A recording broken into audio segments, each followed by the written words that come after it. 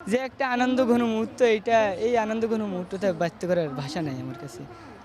যে অনেক খুশি হয়েছি আমি অনেক। বাবা কি করেন? বাবা ওই যে হসপিটালে একটা চাকরি করে, নাইট গার্ডের ডিউটি করতে আগে এখনো করে। নতুন করে স্পোর্টসের সমাপনী দিনে এসে আমরা পেয়ে গেছি বাংলার উসাইন বোল্ট। কথাটা এই জন্যই বলছি, 100 মিটার দৌড় প্রতিযোগিতায় খুলনা অঞ্চল থেকে যিনি প্রথম হয়েছেন, চ্যাম্পিয়ন হয়েছেন জাকির হোসেন, তিনি যেভাবে দৌড়েছেন অনেক স্টাইল উসাইন বোল্টের মতো, এবং যাদেরকে তিনি পেছনে ফেলেছেন তাদের সাথে ডিস্টেন্সটাও ছিল তার বেশ ভালো। সবাইকে পেছনে ফেলে সবার আগে তিনি পৌঁছে গেছেন ফিনিশিং লাইনে।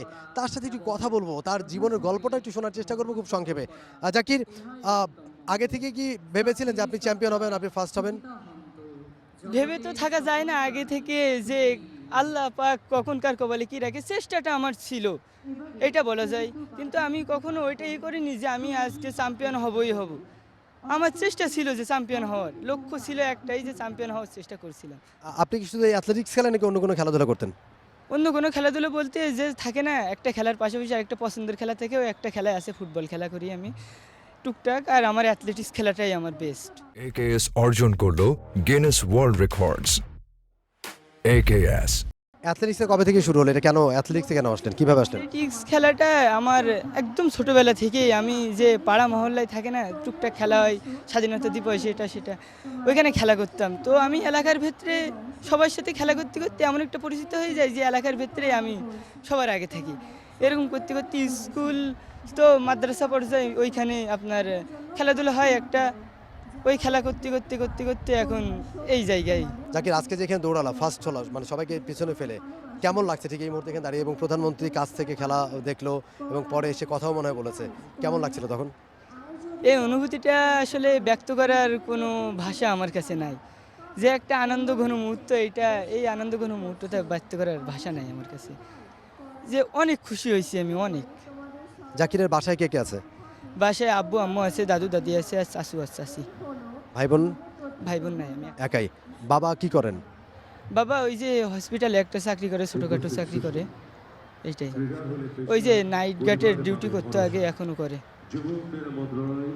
তো এই যে খেলতে আসেন, খেলতে আসলে তো বুট দরকার হয়, জার্সি দরকার হয়, ট্র্যাকস্যুট দরকার হয়, এগুলো কি বাবা দিতে পারেন?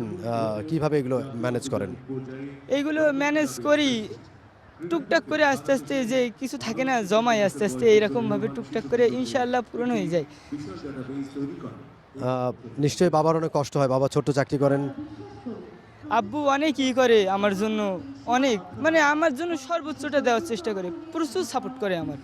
এলাকায় যে আপনি দৌড়িয়ে সবার এখন আগে সবাই জানে যে ও জাকির অনেক জোরে দৌড়াতে পারে, হ্যাঁ, এটা আপনার আব্বু আম্মুকে কেমন লাগে? মানে দেখেছেন তো নিশ্চয়ই এই বিষয়গুলো। হ্যাঁ, আব্বু আম্মুর কাছে অনেক ভালো লাগে। আম্মু অনেক করে আমারে, যে বলে না একটা জিনিস থেকে আরেকটা জিনিস হয়ে যায়। একটা ছোট কথা বলি, আমি গ্রামে দেই যে জাকির নাম, দৌড়াতে দৌড়াতে আমার জাকির নাম থেকে নামটা জাকু হয়ে যায় দৌড়ের পিছনে।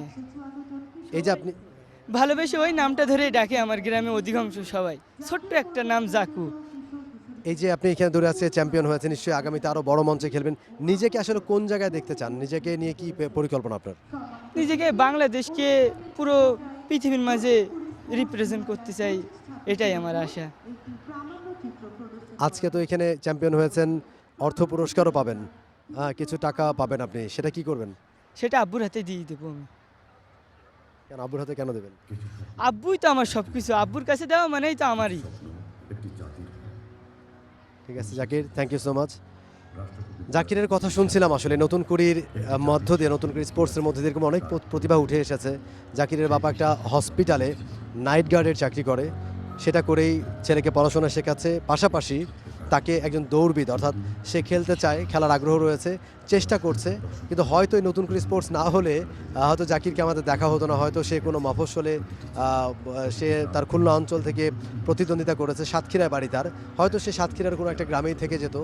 হয়তো নতুন করে স্পোর্টস আয়োজন হয়েছে বিধায় জাতীয় পর্যায়ে উঠে আসতে পেরেছে এবং তার প্রতিভা এখানে সবাই দেখতে পেয়েছে। হয়তো এই নতুন করে স্পোর্টসের মধ্য দিয়েই আগামী দিনে সে আরও বড় পর্যায়ে পৌঁছে যাবে, ভালো কিছু করবে এবং একটা সময় দেশের হয়ে আন্তর্জাতিক মঞ্চে সে নিজেকে তুলে ধরতে পারবে। For more updates, subscribe to our YouTube channel and click on the bell icon. Follow us on Facebook and Instagram. Download T-Sports app to enjoy exciting games and highlights. Visit tsports.com.